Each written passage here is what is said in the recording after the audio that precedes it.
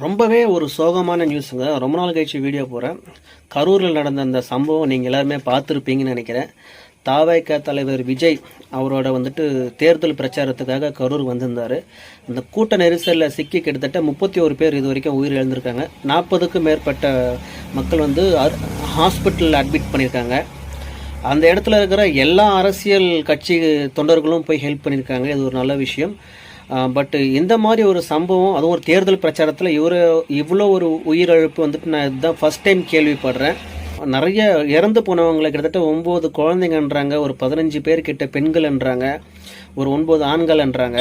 இந்த பெண்கள், வயதானவங்க, குழந்தைங்க இவங்களெல்லாம் நீங்கள் விஜய் வராருன்ற ஒரு ஜோரில் கூட்டின்னு போயிட்டு அந்த கூட்ட நெரிசலில் சிக்கி இந்த மாதிரி உயிர் இழந்து போனாங்க கேட்கும்போது ரொம்ப கஷ்டமாக இருக்குது. இந்த மாதிரி ஒரு சினிமா பிரபலங்கள் வரும்போது இந்த மாதிரி சம்பவங்கள் நடக்கும். ஆனால் ஒரு உயிரிழப்பு இவ்வளோ நடக்கும்ன்றது எதிர்பார்க்கவே இல்லை.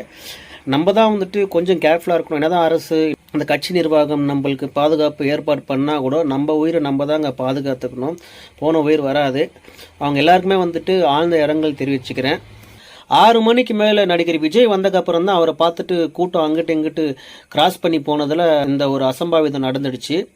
ஸோ இதுக்கு என்ன சொல்கிறதுன்னு எனக்கே புரியலைங்க. இதை யாரை குற்றம் சொல்கிறது, கவர்மெண்ட்டையா இல்லை விஜய்யா இல்லை அதை பார்க்க போன பொதுமக்களையா, யாரையும் ப்ளேம் பண்ண முடியாது. போன உயிர் போயிடுச்சு.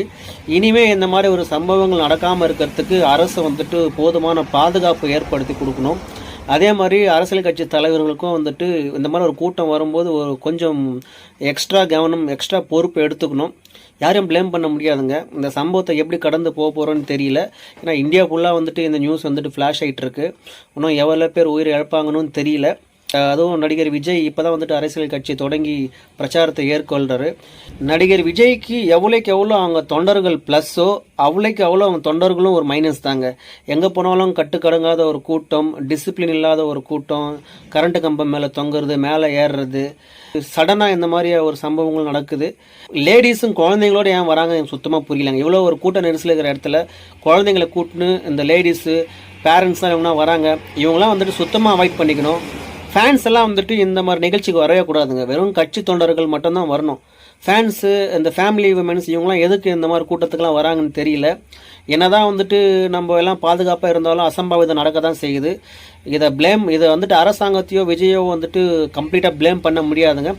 அந்த ஃபேன்ஸையும் நான் ப்ளேம் பண்ணி தான் ஆகணும். வயசானவங்களும், குழந்தைங்க, லேடிஸ் எல்லாம் தயவு செஞ்சு இந்த மாதிரி ஒரு பிரச்சாரத்துக்கு, இந்த மாதிரி ஒரு கூட்ட நெரிசலான இருக்கிறதுக்கு போகிறத அவாய்ட் பண்ணுங்கள். இது யாராலையும்